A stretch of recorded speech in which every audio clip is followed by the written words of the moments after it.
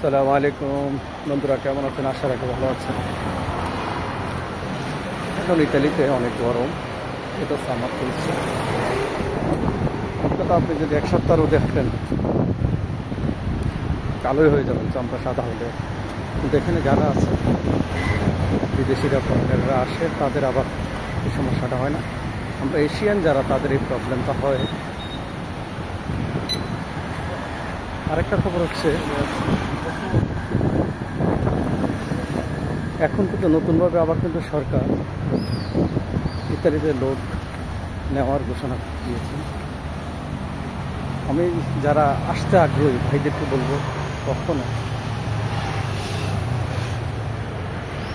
ইলিগেলভাবে আসার চেষ্টা করবেন না।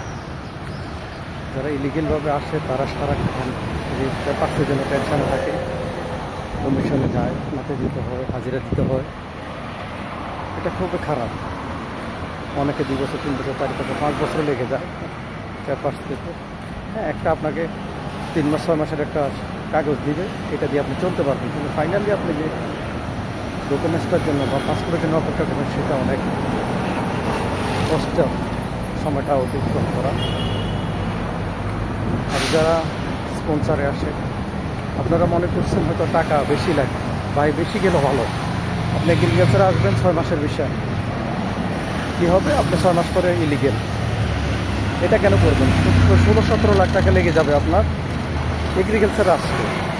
আপনি অবৈধ পত্র কেন আসবেন? সেখানেও আপনার লেগে যাবে 17-18 লাখ টাকা। তা আপনি আর 3-4 লাখ বা 5 লাখ বেশি দিয়ে যদি আপনি স্পন্সরে আসেন, যারা ভালো এই লাইনে কাজ করছে, আপনাদের জানাশোনা যারা আছে, তাদের সাথে আপনারা যোগাযোগ করেন, তাদের সাথে ডিল করবেন।